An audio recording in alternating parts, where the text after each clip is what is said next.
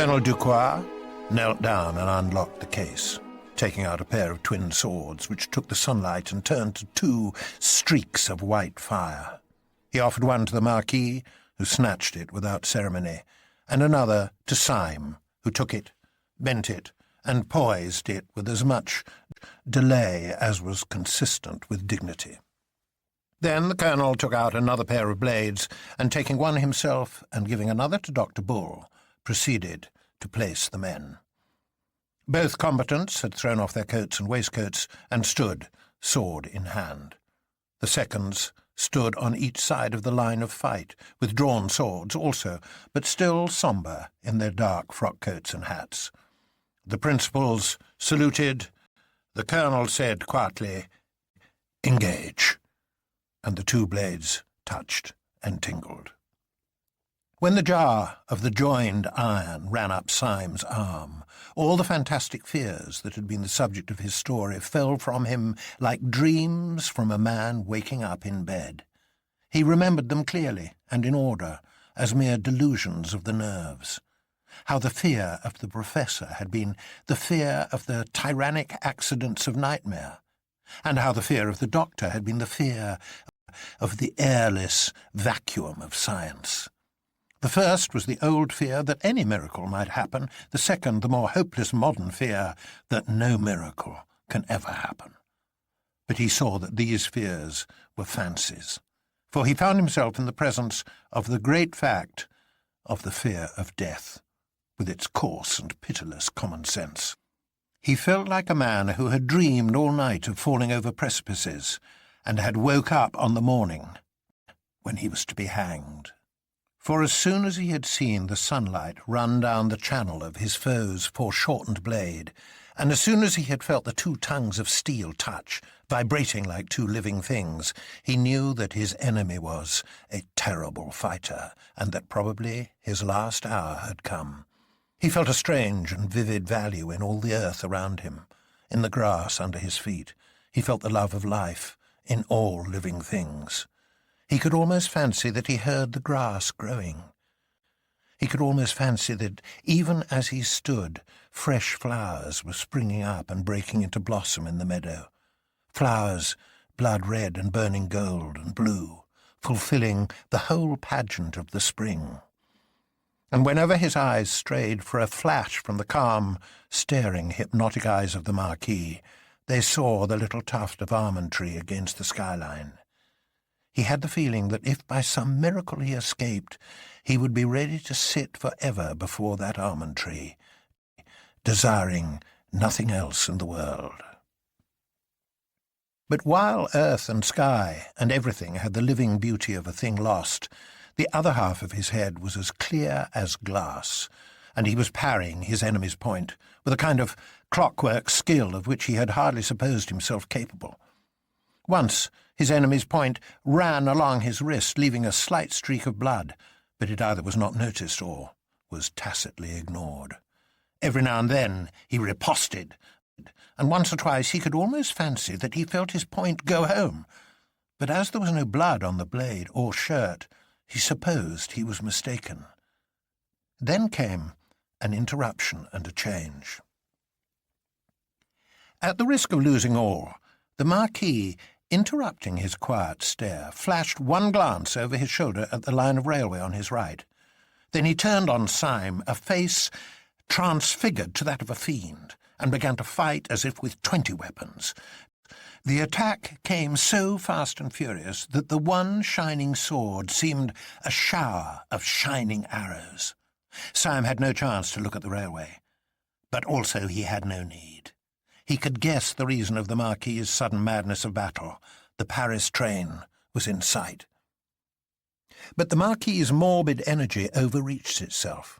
Twice Syme, parrying, knocked his opponent's point far out of the fighting circle, and the third time his riposte was so rapid that there was no doubt about the hit this time.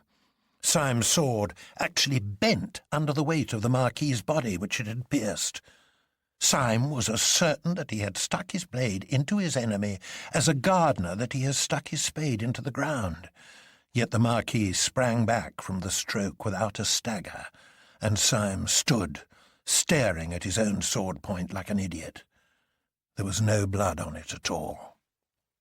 There was an instant of rigid silence, and then Syme, in his turn, fell furiously on the other, filled with a flaming curiosity. The Marquis was probably, in a general sense, a better fencer than he, as he had surmised at the beginning, but at the moment the Marquis seemed distraught and at a disadvantage. He fought wildly and even weakly, and he constantly looked away at the railway line, almost as if he feared the train more than the pointed steel. Syme, on the other hand, fought fiercely but still carefully, in an intellectual fury, eager to solve the riddle of his own bloodless sword.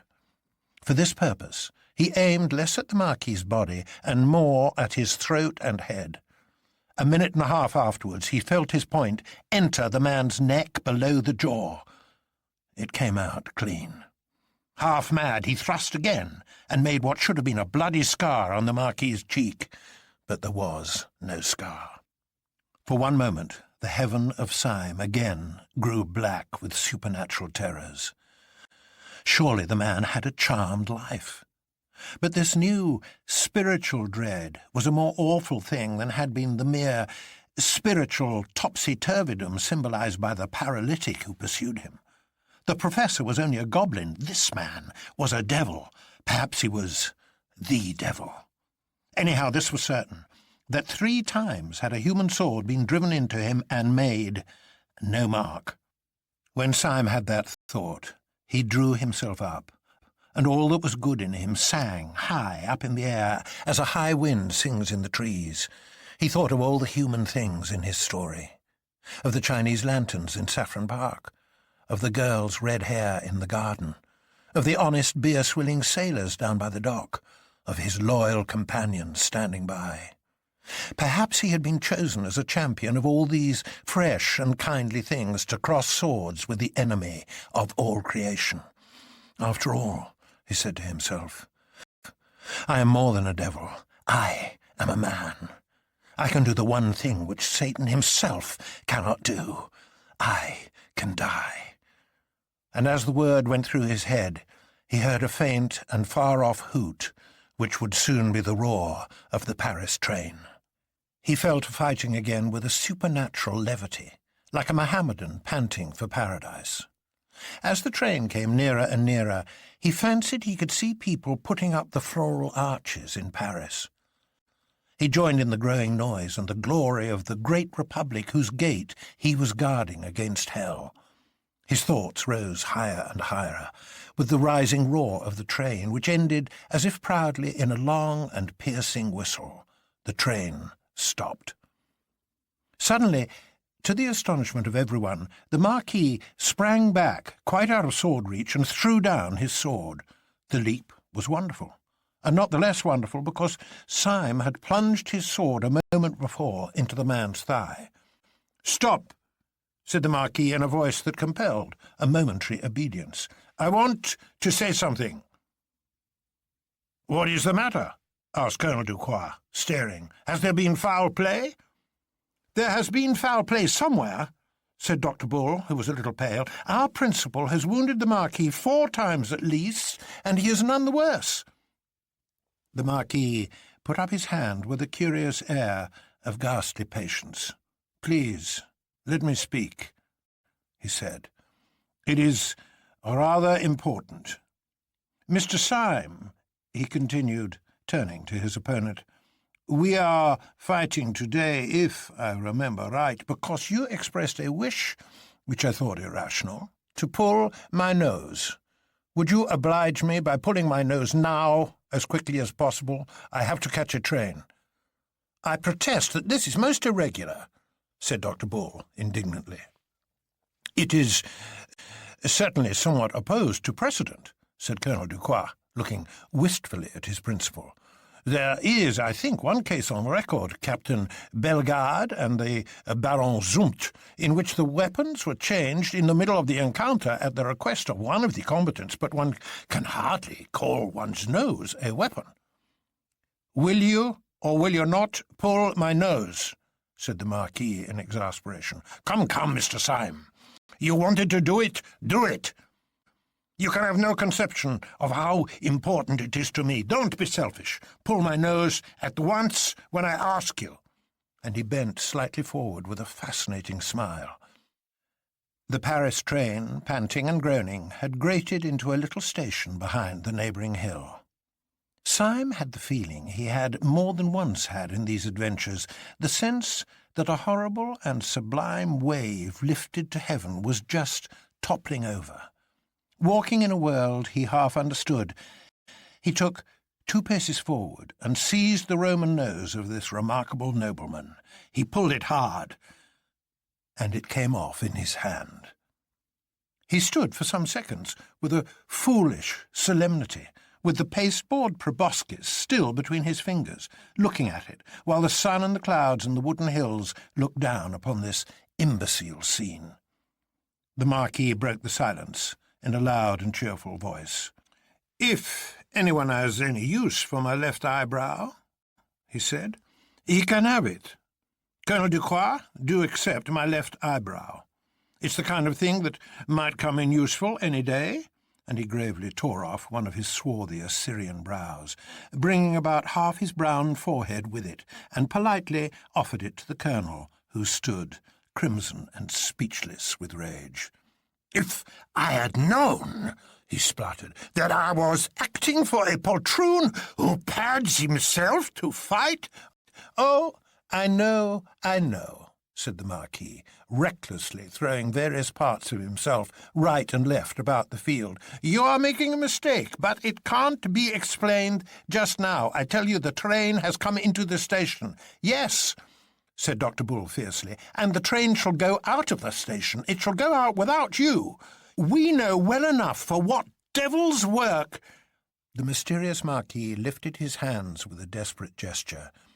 He was a strange scarecrow, standing there in the sun, with half his old face peeled off, and half another face glaring and grinning from underneath. "Will you drive me mad?" he cried. "The train—" "You shall not go by the train," said Syme firmly, and grasped his sword. The wild figure turned towards Syme and seemed to be gathering itself for a sublime effort before speaking. "You great, fat, blasted, blear-eyed, blundering, thundering, brainless, God-forsaken, doddering, damned fool," he said without taking breath. "You great, silly, pink-faced, tow-headed turnip, you—" "You shall not go by this train," repeated Syme. "And why the infernal blazes," roared the other, "should I want to go by this train?" "We know all," said the professor sternly. "You are going to Paris to throw a bomb." "Going to Jericho to throw a jabberwock," cried the other, tearing his hair, which came off easily. "Have you all got softening of the brain, that you don't realize what I am? Did you really think I wanted to catch that train? 20 Paris trains might go by for me. Damn Paris trains!" "Then what did you care about?" began the professor. "What did I care about? I didn't care about catching the train. I cared about whether the train caught me, and now, by God, it has caught me." "I regret to inform you," said Syme with restraint, "that your remarks convey no impression to my mind. Perhaps if you were to remove the remains of your original forehead and some portions of what was once your chin, your meaning would become clearer. Mental lucidity fulfills itself in many ways. What do you mean by saying that the train has caught you? It may be my literary fancy, but somehow I feel that it ought to mean something." "It means everything," said the other, "and the end of everything. Sunday has us now in the hollow of his hand." "Us?" repeated the professor, as if stupefied. "What do you mean by us?" "The police, of course," said the Marquis, and tore off his scalp and half his face. The head which emerged was the blonde, well-brushed, smooth-haired head which is common in the English constabulary, but the face was terribly pale. "I am Inspector Ratcliffe," he said. with a sort of haste that verged on harshness. "My name is pretty well known to the police, and I can see well enough that you belong to them. But if there is any doubt about my position, I have a card." And he began to pull a blue card from his pocket. The professor gave a tired gesture. "Oh, don't show it us," he said wearily. "We've got enough of them to equip a paper chase." The little man named Bull had, like many men who seemed to be of a mere vivacious vulgarity, sudden movements of good taste. Here he certainly saved the situation. In the midst of this staggering transformation scene, he stepped forward with all the gravity and responsibility of a second, and addressed the 2 seconds of the Marquis. "Gentlemen," he said, "we all owe you a serious apology, but I assure you that you have not been made the victims of such a low joke as you imagine, or indeed of anything undignified in a man of honour. You have not wasted your time. You have helped to save the world. We are not buffoons, but very desperate men at war with a vast conspiracy. A secret society of anarchists is hunting us like hares, not such unfortunate madmen as may here or there throw a bomb through starvation or German philosophy, but a rich and powerful and fanatical church, a church of Eastern pessimism, which holds it wholly to destroy mankind like vermin. How hard they hunt us you can gather from the fact that we are driven to such disguises as those for which I apologize, and to such pranks as this one by which you suffer." The younger second of the Marquis, a short man with a black moustache, bowed politely and said, "Of course, I accept the apology, but you will, in your turn, forgive me if I decline to follow you further into your difficulties and permit myself to say good morning.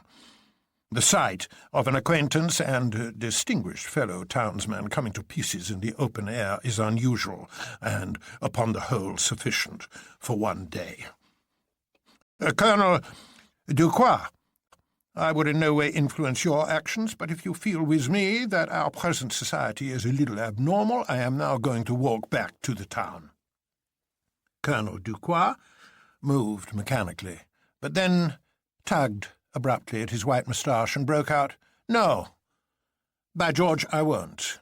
If these gentlemen are really in a mess with a lot of low wreckers like that, I'll see them through it. I have fought for France, and it is hard if I can't fight for civilization." Dr. Bull took off his hat and waved it, cheering as at a public meeting. "Don't make too much noise," said Inspector Ratcliffe. "Sunday may hear you." "Sunday?" cried Bull, and dropped his hat. "Yes," retorted Ratcliffe. "He may be with them." "With whom?" asked Syme. "With the people out of that train," said the other.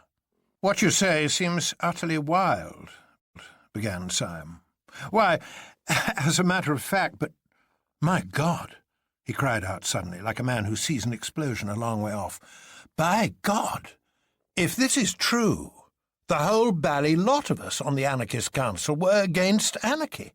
Every born man was a detective except the President and his personal secretary.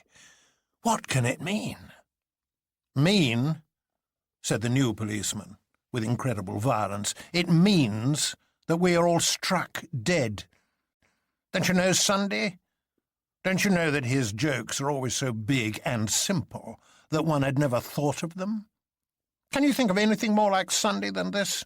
That he should put all his powerful enemies on the Supreme Council and then take care that it was not supreme. I tell you, he has bought every trust, he has captured every cable, he has control of every railway line, especially of that railway line." And he pointed a shaking finger towards the small wayside station. "The whole movement was controlled by him. Half the world was ready to rise for him. But there were just 5 people, perhaps, who would have resisted him, and the old devil put them on the Supreme Council to waste their time in watching each other. Idiots that we are. He planned the whole of our idiocies. Sunday knew that the professor would chase Syme through London, and that Syme would fight me in France. And he was combining great masses of capital and seizing great lines of telegraphy, while we idiots were running after each other like a lot of confounded babies playing blind man's buff. "Well?" asked Syme, with a sort of steadiness. "Well," replied the other, with a sudden serenity. "He has found us playing blind man's buff today in a field of great rustic beauty and extreme solitude.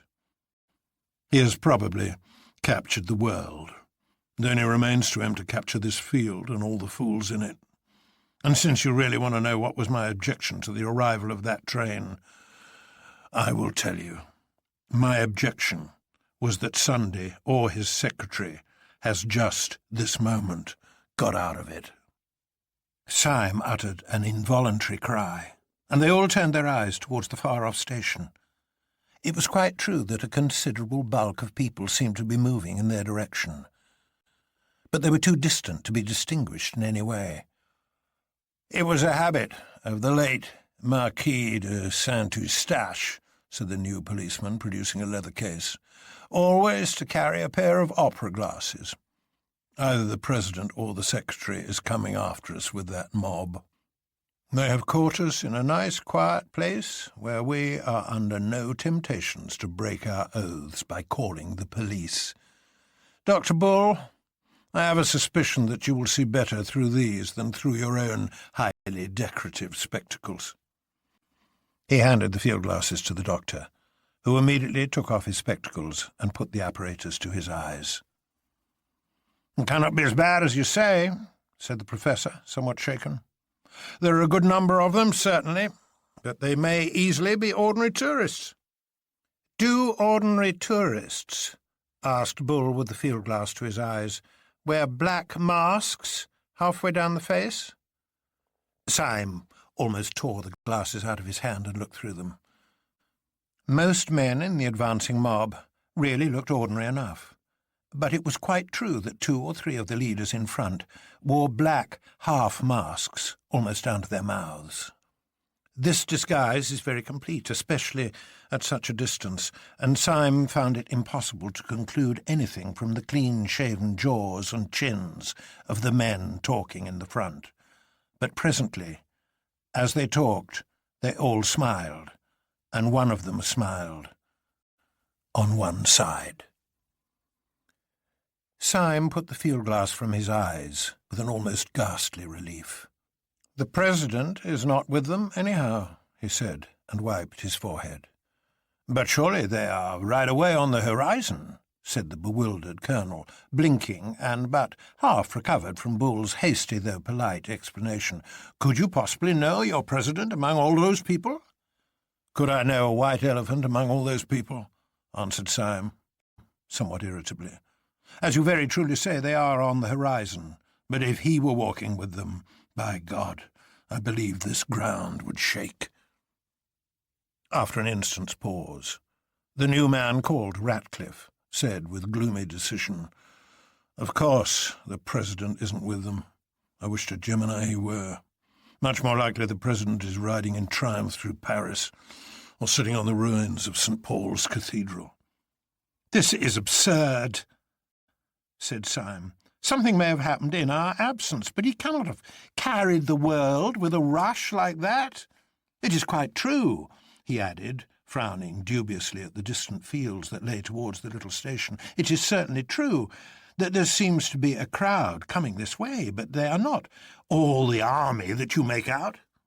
"Oh, they," said the new detective contemptuously. "No, they are not a very valuable force. But let me tell you frankly that they are precisely calculated to our value. We are not much, my boy, in Sunday's universe. He's got a hold of all the cables and telegraphs himself. But to kill the Supreme Council he regards as a trivial matter, like a postcard. It may be left to his private secretary." And he spat on the grass. Then he turned to the others and said, somewhat austerely. "There is a great deal to be said for death, but if anyone has any preference for the other alternative, I strongly advise him to walk after me." With those words, he turned his broad back and strode with silent energy towards the wood. The others gave one glance over their shoulders and saw that the dark cloud of men had detached itself from the station and was moving with a mysterious discipline across the plain. They saw already, even with the naked eye, black dots on the foremost faces, which marked the masks they wore. They turned and followed their leader, who had already struck the wood and disappeared among the twinkling trees. The sun on the grass was dry and hot, so in plunging into the wood they had a cool shock of shadow, as of divers who plunge into a dim pool. The inside of the wood was full of shattered sunlight and shaken shadows. They made a sort of shuddering veil, almost recalling the dizziness of a cinematograph. Even the solid figures walking with him Syme could hardly see for the patterns of sun and shade that danced upon them. Now a man's head was lit as with a light of Rembrandt, leaving all else obliterated. Now again he had strong and staring white hands with the face of a Negro. The ex-Marquis had pulled the old straw hat over his eyes, and the black shade of the brim cut his face so squarely in two that it seemed to be wearing one of the black half-masks of their pursuers. The fancy tinted Syme's overwhelming sense of wonder. Was he wearing a mask? Was anyone wearing a mask? Was anyone anything? This wood of witchery, in which men's faces turned black and white by turns, in which their figures first swelled into sunlight and then faded into formless night, this mere chaos of chiaroscuro after the clear daylight outside, seemed to Syme a perfect symbol of the world in which he had been moving for 3 days. This world where men took off their beards and their spectacles and their noses and turned into other people. That tragic self-confidence which he had felt when he believed that the Marquis was a devil had strangely disappeared now that he knew that the Marquis was a friend. He felt almost inclined to ask, after all these bewilderments, what was a friend and what an enemy? Was there anything that was apart from what it seemed? The Marquis had taken off his nose and turned out to be a detective. Might he not just as well take off his head and turn out to be a hobgoblin? Was not everything, after all, like this bewildering woodland, this dance of dark and light? Everything only a glimpse, the glimpse always unforeseen and always forgotten. For Gabriel Syme had found in the heart of that sun-splashed wood what many modern painters had found there. He had found the thing which the modern people call impressionism, which is another name for that final scepticism which can find no flaw to the universe. As a man in an evil dream strains himself to scream and wake, Syme strove with a sudden effort to fling off this last and worst of his fancies. With 2 impatient strides he overtook the man in the Marquis's straw hat, the man whom he had come to address as Ratcliffe. In a voice exaggeratively loud and cheerful, he broke the bottomless silence and made conversation. "May I ask," he said, "where on earth we are all going to?"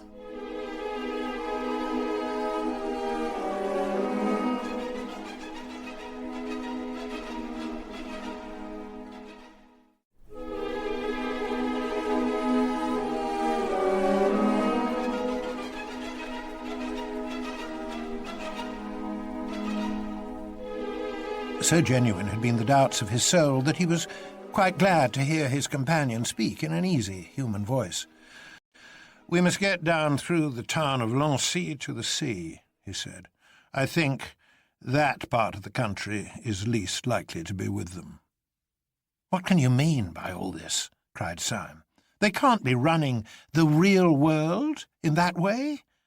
Surely not many working men are anarchists, and surely if they were, mere mobs could not beat modern armies and police. Mere mobs, repeated his new friend with a snort of scorn. So, you talk about mobs and the working classes as if they were the question. You've got that eternal idiotic idea that if anarchy came, it would come from the poor.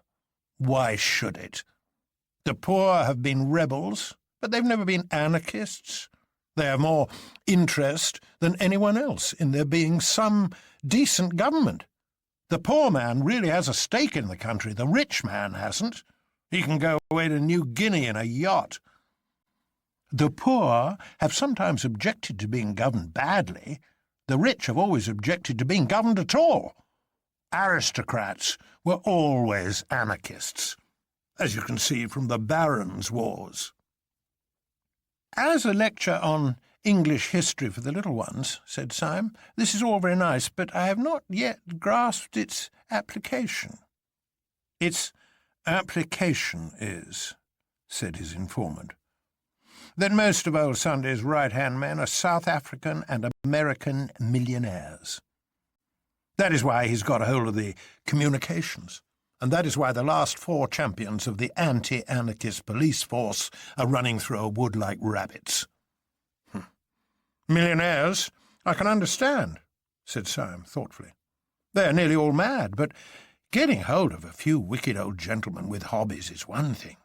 Getting hold of great Christian nations is another. I would bet the nose off my face, forgive the allusion, that Sunday would stand perfectly helpless before the task of converting any ordinary, healthy person anywhere. Well, said the other, it rather depends what sort of person you mean. Well, for instance, said Syme, we could never convert that person. And he pointed straight in front of him. They had come to an open space of sunlight, which seemed to express to Syme the final return of his own good sense.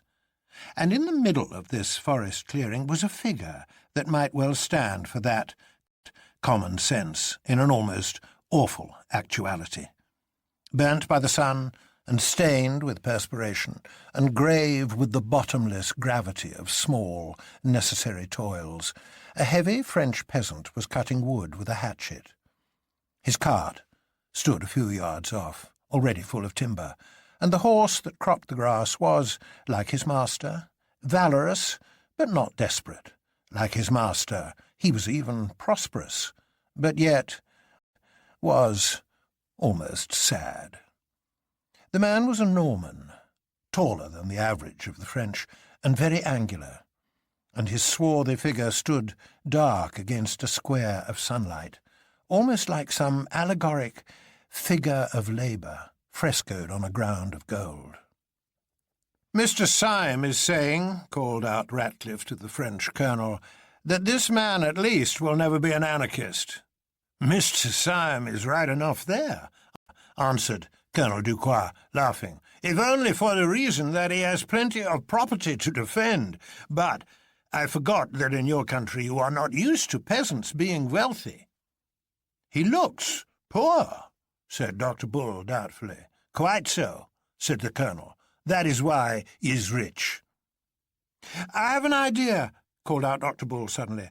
"How much would he take to give us a lift in his cart? Those dogs are all on foot, and we'd soon leave them behind." "Oh, give him anything," said Syme eagerly. "I have piles of money on me." "That will never do," said the colonel. "He will never have any respect for you unless you drive a bargain." "Oh, if he haggles," began Bull impatiently. "He haggles because he is a free man," said the other. "You do not understand. He would not see the meaning of generosity. He is not being tipped." And even while they seemed to hear the very feet of their strange pursuers behind them, they had to stand and stamp while the French colonel talked to the French woodcutter with all the leisurely badinage and bickering of market day. At the end of 4 minutes, however, they saw that the colonel was right.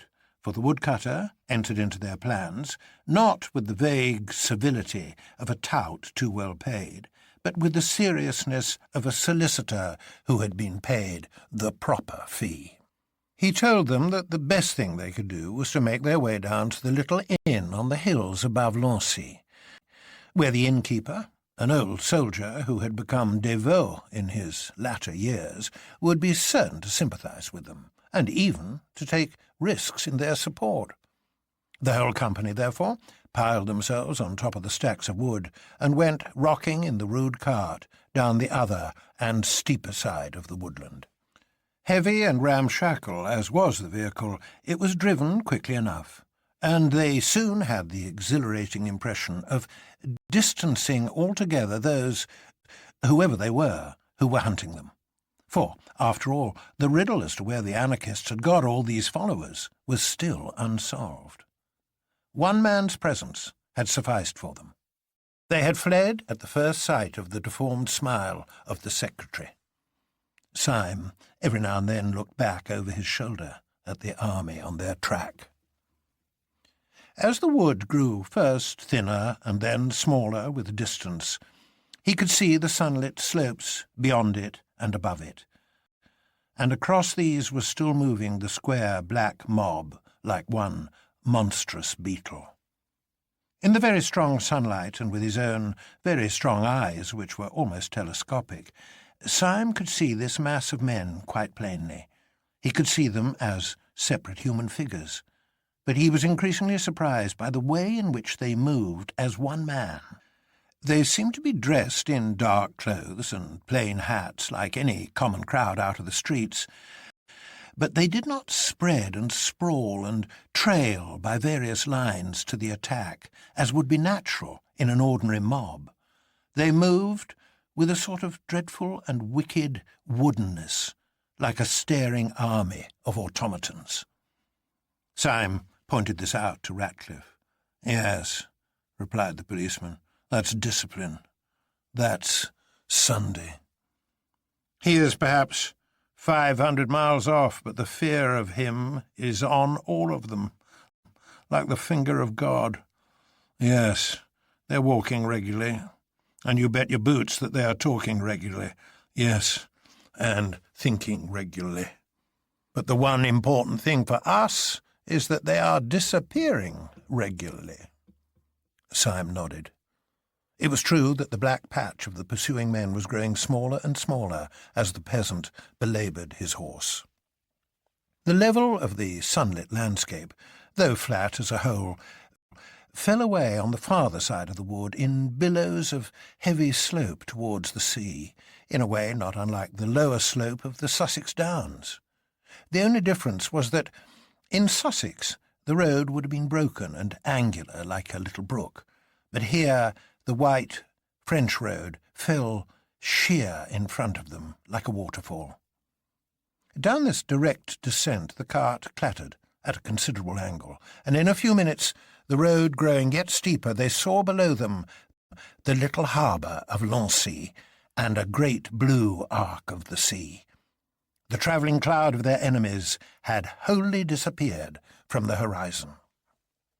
The horse and cart took a sharp turn round a clump of elms, and the horse's nose nearly struck the face of an old gentleman who was sitting on the benches outside the little café of Le Soleil d'Or. The peasant grunted an apology and got down from his seat.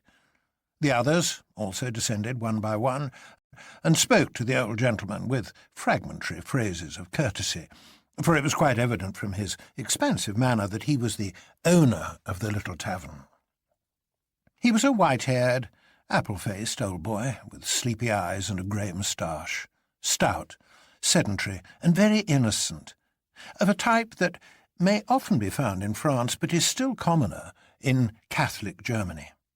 Everything about him, his pipe, his pot of beer, his flowers, and his beehive, suggested an ancestral peace. Only when his visitors looked up as they entered the inn parlour, they saw the sword upon the wall. The colonel, who greeted the innkeeper as an old friend, passed rapidly into the inn parlour and sat down, ordering some ritual refreshment. The military decision of his action interested Syme, who sat next to him, and he took the opportunity, when the old innkeeper had gone out, of satisfying his curiosity. "May I ask you, Colonel," he said in a low voice, "why we have come here?" Colonel Ducroix smiled behind his bristly white moustache. "For 2 reasons, sir," he said. "And I will give you first not the most important, but the most utilitarian. We came here because this is the only place within 20 miles in which we can get horses." "Horses?"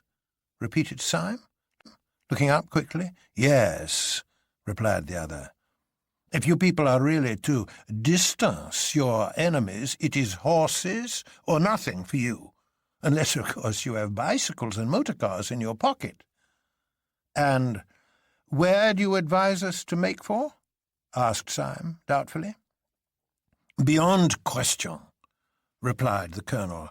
"You had better make all haste to the police station beyond the town. My friend, whom I seconded under somewhat deceptive circumstances, seems to me to exaggerate very much the possibilities of a general rising. But even he would hardly maintain, I suppose, that you were not safe with the gendarmes." Syme nodded gravely. Then he said abruptly, "And your other reason for coming here?"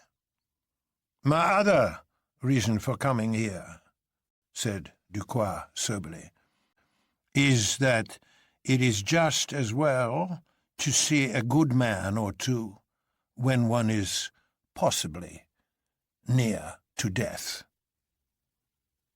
Syme looked up at the wall and saw a crudely painted and pathetic religious picture. Then he said, "You are right," and then almost immediately afterwards, "Has anyone seen about the horses?" "Yes," answered Ducroix. "You may be quite certain that I gave orders the moment I came in. Those enemies of yours gave no impression of hurry, but they were really moving wonderfully fast, like a well-trained army. I had no idea that the anarchists had so much discipline. You have not a moment to waste." Almost as he spoke, the old innkeeper with the blue eyes and white hair came ambling into the room and announced that 6 horses were saddled outside. By Ducroix's advice, the 5 others equipped themselves with some portable form of food and wine, and keeping their duelling swords as the only weapons available, they clattered away down the steep, white road.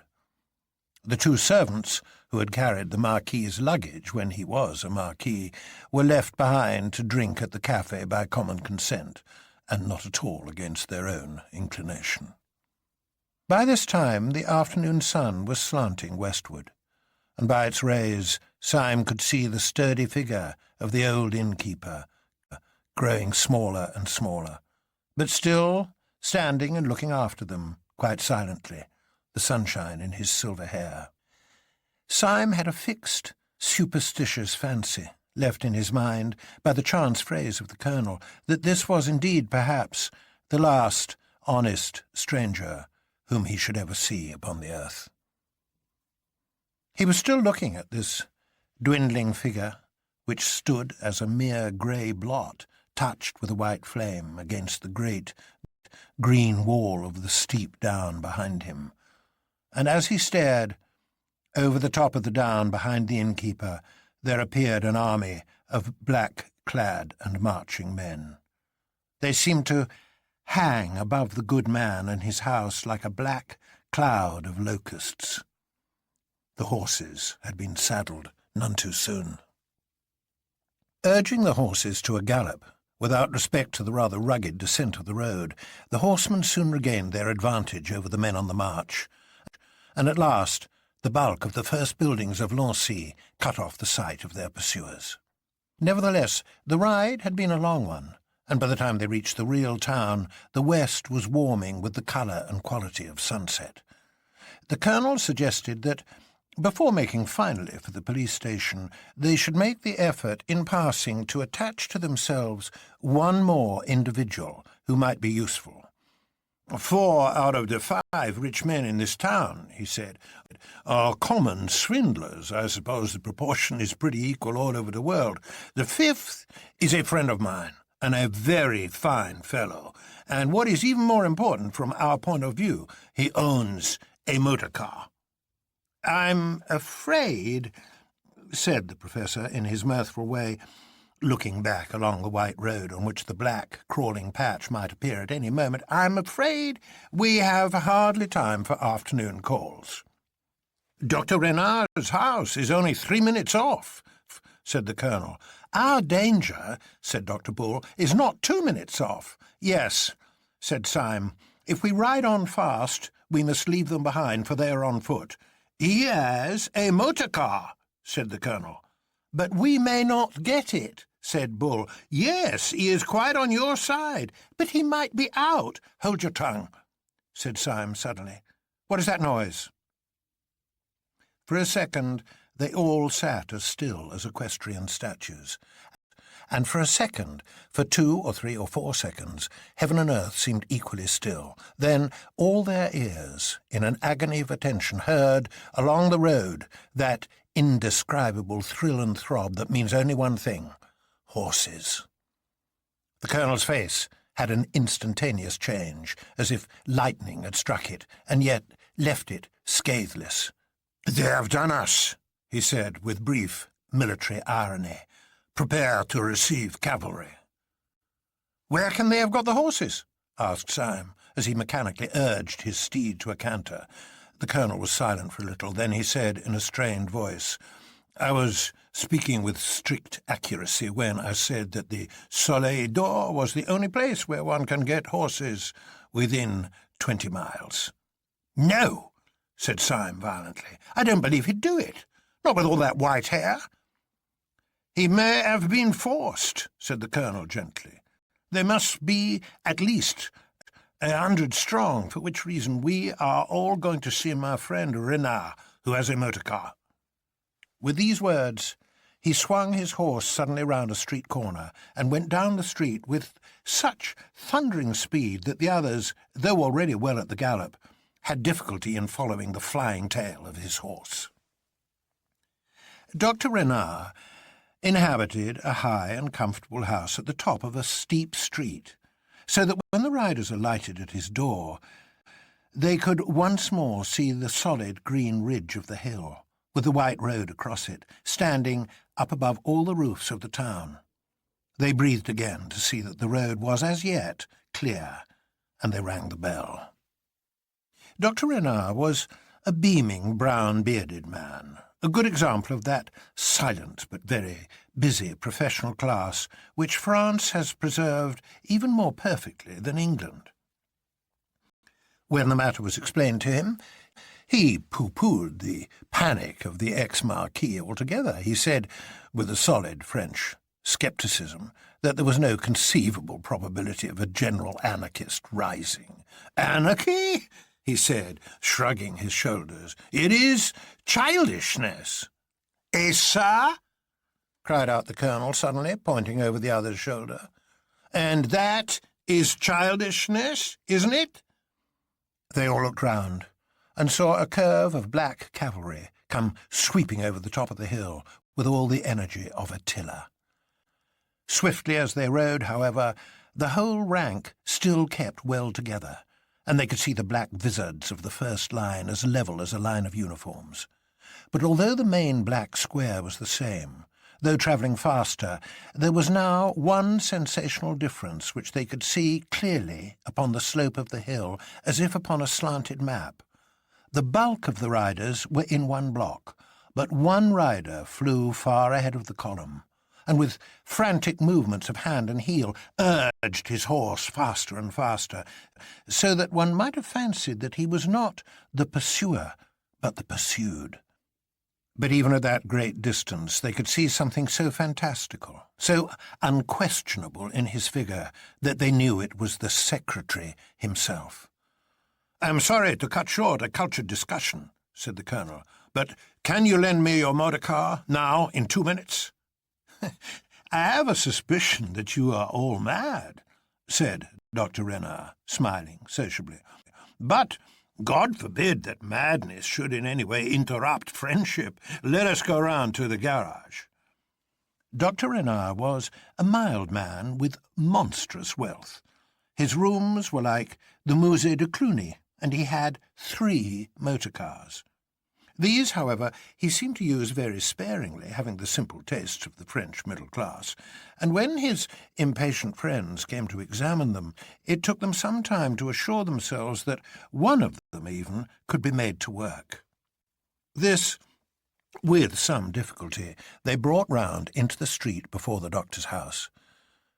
When they came out of the dim garage, they were startled to find that twilight had already fallen with the abruptness of night in the tropics. Either they had been longer in the place than they imagined, or some unusual canopy of cloud had gathered over the town. They looked down the steep streets and seemed to see a slight mist coming up from the sea. "It is now or never," said Dr. Bull. "I hear horses." "No," corrected the professor, "a horse." And as they listened, it was evident that the noise, rapidly coming nearer on the rattling stones, was not the noise of the whole cavalcade, but that of the one horseman who had left it far behind, the insane secretary. Syme's family, like most of those who end in the simple life, had once owned a motor, and he knew all about them. He had leapt at once into the chauffeur's seat, and with flushed face was wrenching and tugging at the disused machinery. He bent his strength upon one handle, and then said quietly, "I'm afraid it's no go." As he spoke, there swept round the corner a man rigid on his rushing horse, with the rush and rigidity of an arrow. He had a smile that thrust out his chin as if it were dislocated. He swept alongside of the stationary car into which its company had crowded and laid his hand on the front. It was the secretary, and his mouth went quite straight in the solemnity of triumph. Syme was leaning hard upon the steering wheel, and there was no sound but the rumble of the other pursuers riding into the town. Then there came quite suddenly a scream of scraping iron, and the car leapt forward. It plucked the secretary clean out of his saddle, as a knife is whipped out of its sheath, trailed him, kicking terribly for 20 yards, and left him flung flat upon the road, far in front of his frightened horse. As the car took the corner of the street with a splendid curve, they could just see the other anarchists filling the street and raising their fallen leader. "I can't understand why it has grown so dark," said the professor at last in a low voice. "Going to be a storm, I think," said Dr. Bull. "I say, it's a pity we haven't got a light on this car, if only to see by." "We have," said the colonel, and from the floor of the car he fished up a heavy, old-fashioned, carved iron lantern with a light inside it. It was obviously an antique, and it would seem as if its original use had been in some way semi-religious, for there was a rude moulding of a cross upon one of its sides. "Where on earth did you get that?" asked the professor. "I got it where I got the car," answered the colonel, chuckling. "From my best friend. While our friend here was fighting with the steering wheel, I ran up to the front steps of the house and spoke to Renard, who was standing in his own porch, you will remember. I suppose I said, 'There's no time to get a lamp.'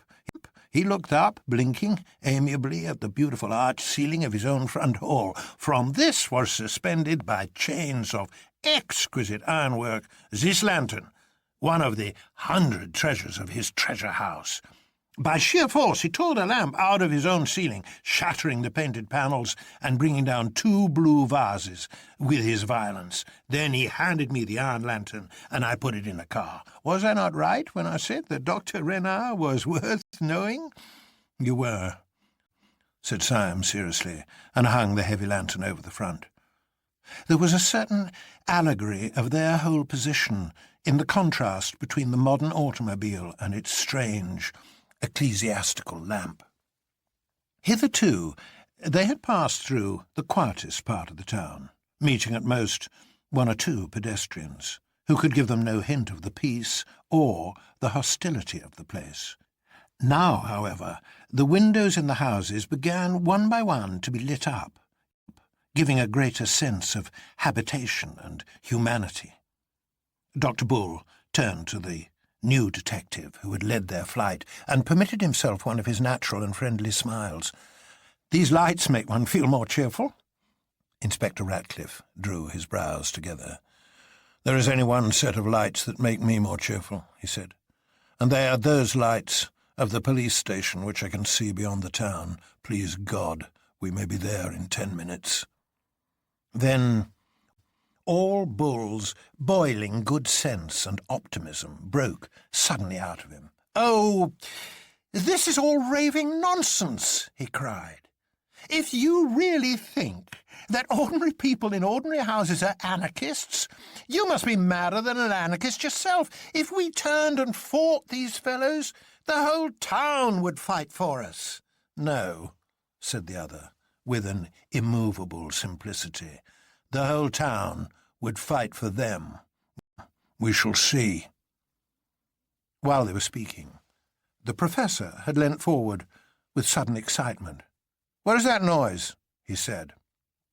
"Oh, the horses behind us, I suppose," said the Colonel.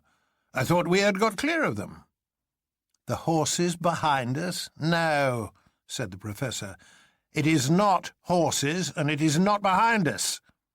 Almost as he spoke, across the end of the street before them, two shining and rattling shapes shot past.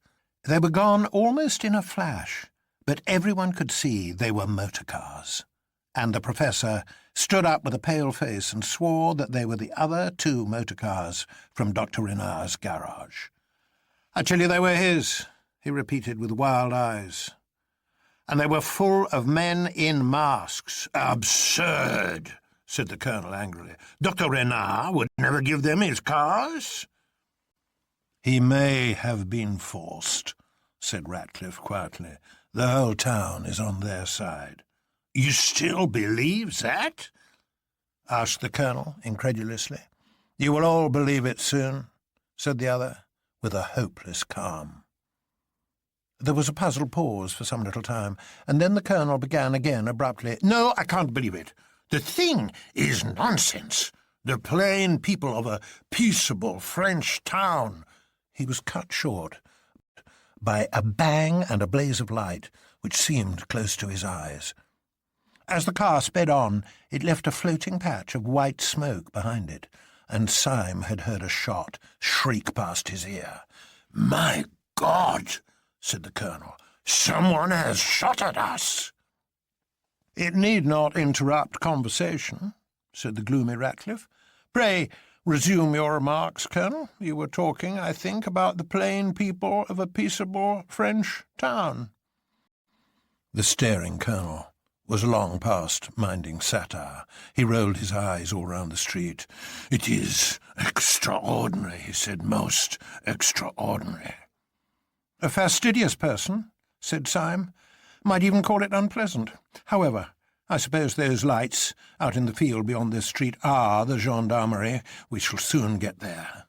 "No," said Inspector Ratcliffe, "we shall never get there." He had been standing up and looking keenly ahead of him. Now he sat down and smoothed his sleek hair with a weary gesture. "What do you mean?" asked Bull sharply. "I mean that we shall never get there," said the pessimist placidly.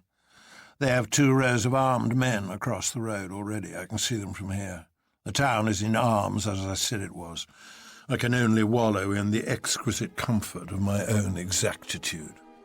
And Ratcliffe sat down comfortably in the car and lit a cigarette. But the others rose excitedly and stared down the road.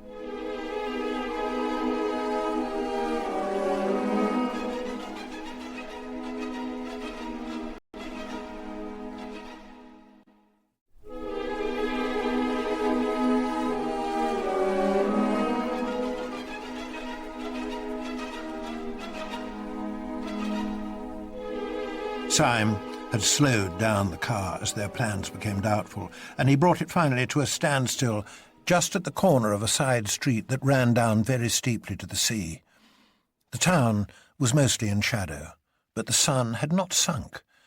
Wherever its level light could break through, it painted everything a burning gold. Up this side street, the last sunset light shone as sharp and narrow as the shaft of artificial light at the theatre. It struck the car of the 5 friends and lit it like a burning chariot. But the rest of the street, especially the 2 ends of it, was in the deepest twilight, and for some seconds they could see nothing. Then Syme, whose eyes were the keenest, broke into a little bitter whistle, and he said, "It is quite true. There is a crowd or an army or some such thing across the end of that street." "Well, if there is," said Bull impatiently, "it must be something else. A sham fight or the mayor's birthday or something. I cannot and will not believe that plain, jolly people in a place like this walk about with dynamite in their pockets. Get on a bit, Syme, and let us look at them." The car crawled about 100 yards farther, and then they were all startled by Dr. Bull breaking into a high crow of laughter. "Why, you silly mugs!" he cried. "What did I tell you? That crowd's as law-abiding as a cow, and if it weren't, it's on our side." "How do you know?" asked the professor, staring. "You blind bat!" cried Bull. "Don't you see who is leading them?" They peered again, and then the colonel, with a catch in his voice, cried out, "Why, it's Renard!" There was, indeed, a rank of dim figures running across the road, and they could not be clearly seen, but far enough in front to catch the accident of the evening light was stalking up and down the unmistakable Dr. Renard in a white hat, stroking his long brown beard and holding a revolver in his left hand. "What a fool I've been!" exclaimed the colonel. "Of course the dear old boy has turned out to help us." Dr. Bull was bubbling over with laughter.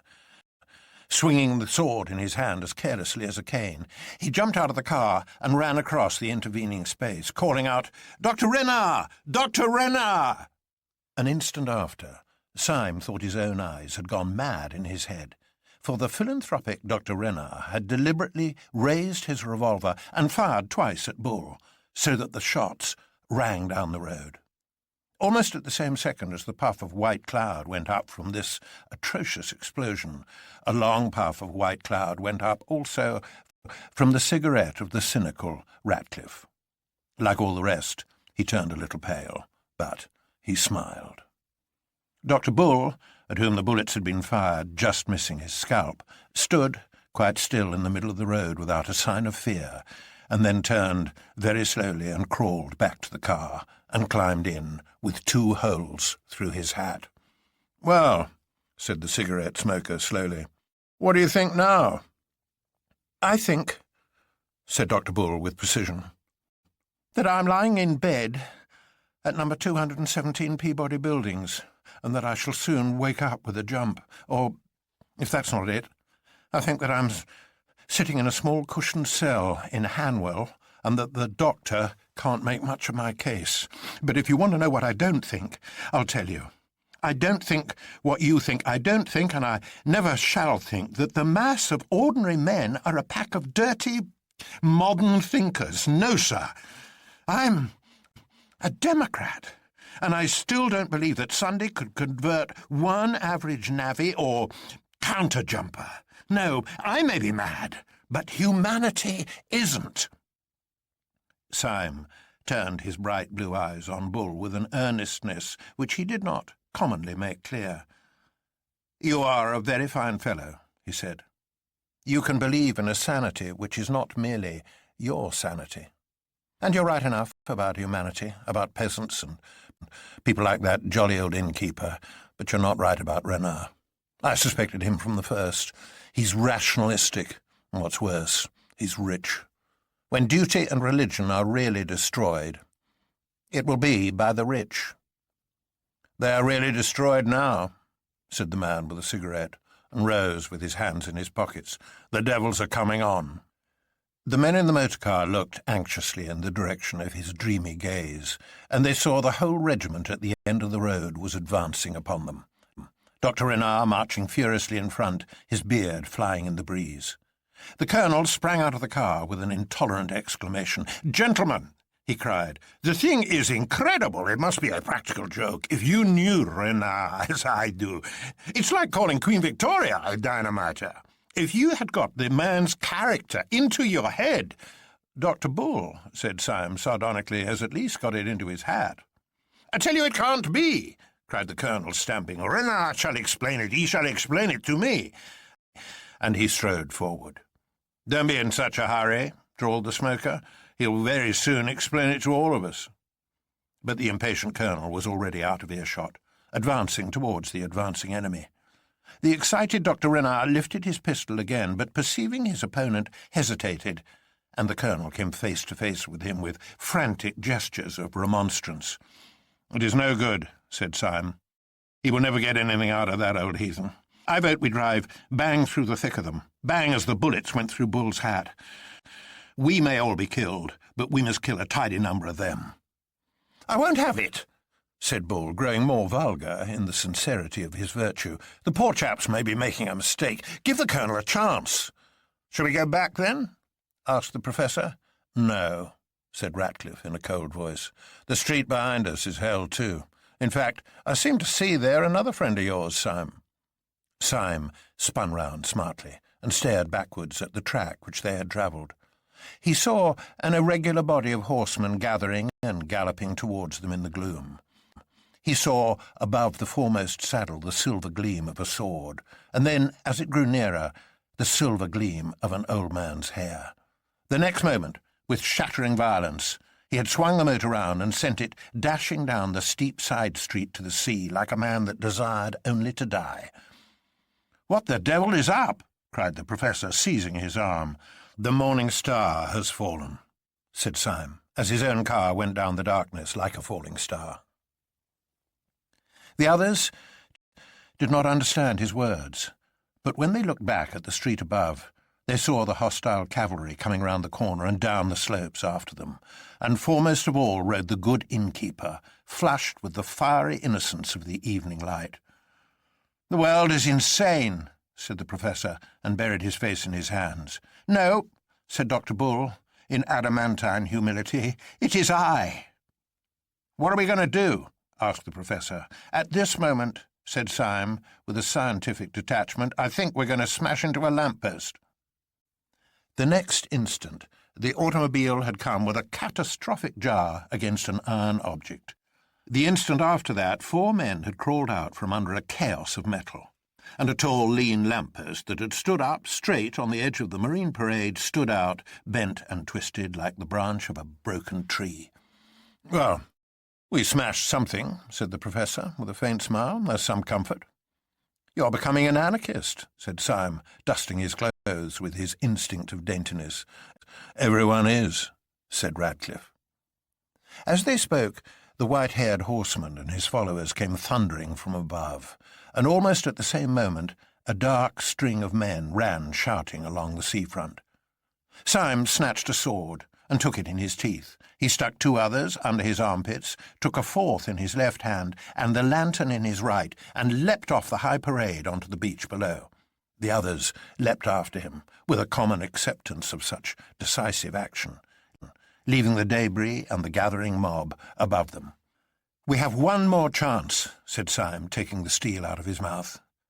"Whatever all this pandemonium means, I suppose the police station will help us. We can't get there, for they hold the way, but there's a pier or breakwater runs out into the sea just here, which we could defend longer than anything else, like Horatius and his bridge. We must defend it till the gendarmerie turn out. Keep after me."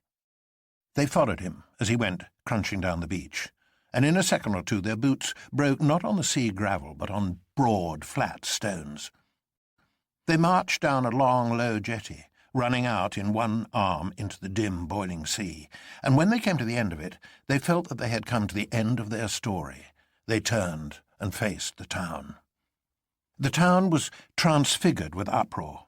All along the high parade from which they had just descended was a dark and roaring stream of humanity, with tossing arms and fiery faces, groping and glaring towards them. The long, dark line was dotted with torches and lanterns, but even where no flame lit up a furious face, they could see in the farthest figure, in the most shadowy gesture, an organised hate. It was clear that they were the accursed of all men, and they knew not why. 2 or 3 men, looking little and black like monkeys, leapt over the edge, as they had done, and dropped onto the beach.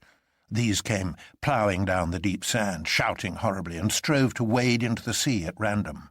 The example was followed, and the whole black mass of men began to run and drip over the edge like black treacle.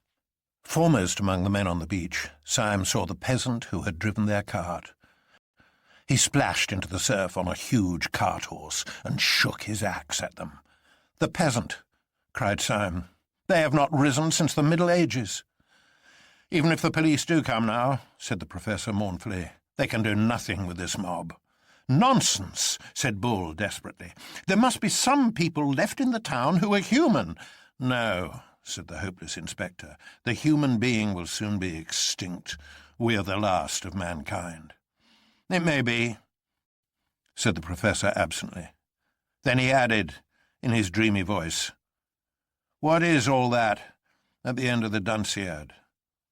Nor public flame nor private dare to shine, nor human light is left, nor glimpse divine. Lo, thy dread empire, chaos is restored, light dies before thine uncreating word. Thy hand, great anarch, lets the curtain fall, and universal darkness buries all." "Stop!" cried Bull suddenly. "The gendarmes are out!" The low lights of the police station were indeed blotted and broken with hurrying figures, and they heard through the darkness the clash and jingle of a disciplined cavalry. "They are charging the mob!" cried Bull in ecstasy of alarm. "No," said Syme. "They are formed along the parade." "They have unslung their carbines!" cried Bull, dancing with excitement. "Yes," said Ratcliffe, "and they're going to fire on us." As he spoke, there came a long crackle of musketry, and bullets seemed to hop like hailstones on the stones in front of them. "The gendarmes have joined them," cried the professor, and struck his forehead. "I am in a padded cell," said Bull stolidly. There was a long silence, and then Ratcliffe said, looking out over the swollen sea, all a sort of grey-purple, "What does it matter who is mad or who is sane? We shall all be dead soon." Syme turned to him and said, "You are quite hopeless, then?" Mr. Ratcliffe kept a stony silence. Then at last he said quietly, "No. Oddly enough, I'm not quite hopeless. There is one insane little hope that I cannot get out of my mind. The power of this whole planet is against us, yet I cannot help wondering whether this one silly little hope is hopeless yet." "In what or whom is your hope?" asked Syme with curiosity. "In a man I never saw," said the other, looking at the leaden sea. "I know whom you mean," said Syme in a low voice. "The man in the dark room. But Sunday must have killed him by now." "Perhaps," said the other steadily. "But if so, he was the only man whom Sunday found it hard to kill." "I heard what you said," said the professor, with his back turned. "I also am holding hard onto the thing I never saw."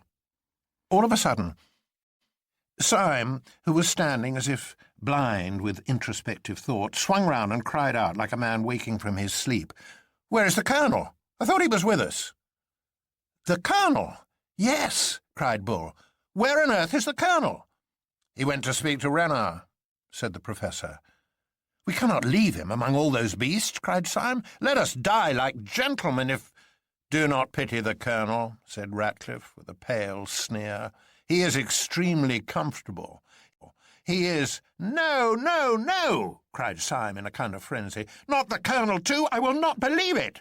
"Will you believe your eyes?" asked the other, and pointed to the beach. Many of their pursuers had waded into the water shaking their fists, but the sea was rough, and they could not reach the pier. 2 or 3 figures, however, stood on the beginning of the stone footway, and seemed to be cautiously advancing down it.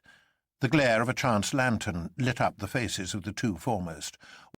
One face wore a black half-mask, and under it the mouth was twisting about in such a madness of nerves that the black tuft of beard wriggled round and round like a restless, living thing. The other was the red face and white moustache of Colonel Ducroix. They were in earnest consultation. "Yes, he is gone too," said the professor, and sat down on a stone. "Everything's gone. I'm gone. I can't trust my own bodily machinery. I feel as if my hand might fly up and strike me." "When my hand flies up," said Syme, "it will strike somebody else." And he strode along the pier towards the colonel, the sword in one hand and the lantern in the other. As if to destroy the last hope or doubt, the colonel, who saw him coming, pointed his revolver at him and fired. The shot missed Syme, but struck his sword, breaking it short at the hilt. Syme rushed on and swung the iron lantern above his head.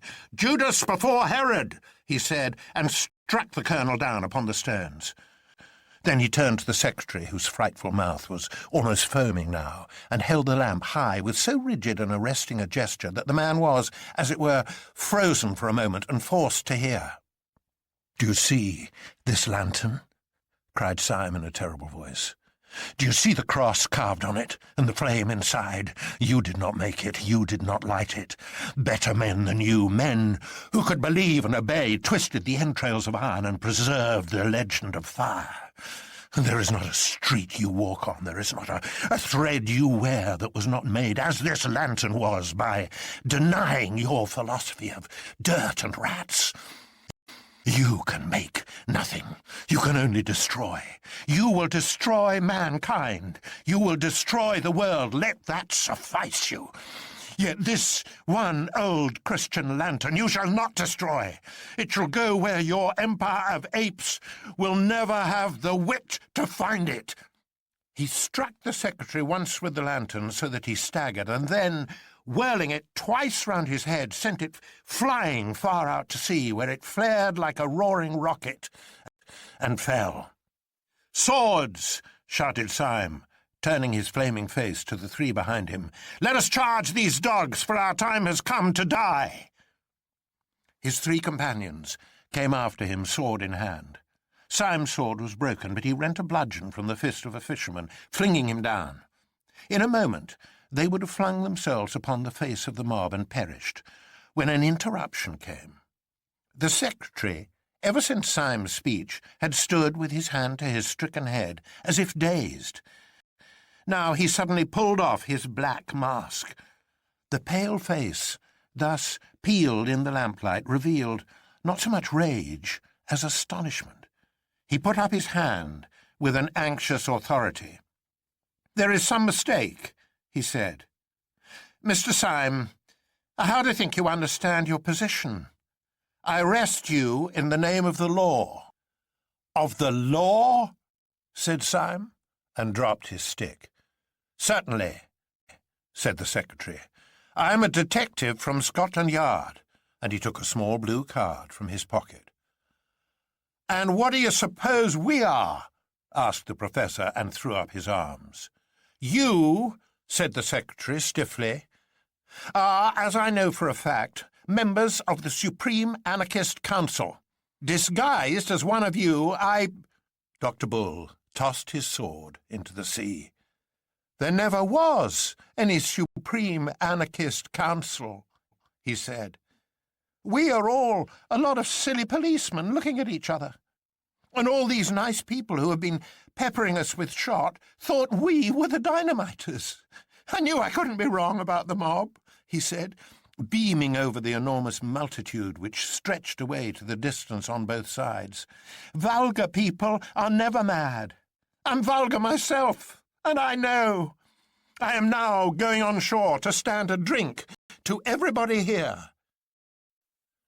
Next morning, 5 bewildered but hilarious people took the boat for Dover. The poor old colonel might have had some cause to complain, having been first forced to fight for two factions that didn't exist, and then knocked down with an iron lantern, but he was a magnanimous old gentleman, and being much relieved that neither party had anything to do with dynamite, he saw them off on the pier with great geniality. The 5 reconciled detectives had 100 details to explain to each other. The secretary had to tell Syme how they had come to wear masks originally in order to approach the supposed enemy as fellow conspirators. Syme had to explain how they had fled with such swiftness through a civilized country. But above all these matters of detail, which could be explained, rose the central mountain of the matter that they could not explain. What did it all mean? If they were all harmless officers, what was Sunday? If he had not seized the world, what on earth had he been up to? Inspector Ratcliffe was still gloomy about this. "I can't make head or tail of old Sunday's little game any more than you can," he said. "But whatever else Sunday is, he isn't a blameless citizen. Damn it, do you remember his face?" "I grant you," answered Syme, "that I have never been able to forget it." "Well," said the secretary, "I suppose we can find out soon, for tomorrow we have our next general meeting. You will excuse me," he said with a rather ghastly smile, "for being well acquainted with my secretarial duties." "I suppose you are right," said the professor reflectively. "I suppose we might find it out from him, but I confess that I should feel a bit afraid of asking Sunday who he really is." "Why?" asked the secretary. "For fear of bombs?" "No," said the professor, "for fear he might tell me." "Let us have some drinks," said Dr. Bull after a silence. Throughout their whole journey by boat and train they were highly convivial, but they instinctively kept together. Dr. Bull, who had always been the optimist of the party, endeavoured to persuade the other 4 that the whole company could take the same hansom cab from Victoria, but this was overruled, and they went in a 4-wheeler, with Dr. Bull on the box, singing. They finished their journey at an hotel in Piccadilly Circus, so as to be close to the early breakfast next morning in Leicester Square. Yet even then, the adventures of the day were not entirely over. Dr. Bull, discontented with the general proposal to go to bed, had strolled out of the hotel at about 11 to see and taste some of the beauties of London. 20 minutes after, however, he came back and made quite a clamour in the hall. Syme, who tried at first to soothe him, was forced at last to listen to his communication with quite new attention. "I tell you, I've seen him," said Dr. Bull with thick emphasis. "Whom?" asked Syme quickly. "Not the President." "Not as bad as that," said Dr. Bull with unnecessary laughter. "Not as bad as that. I've got him here." "Got whom here?" asked Syme impatiently. "Hairy Man," said the other lucidly. "Man that used to be Hairy Man. Gogol, here he is."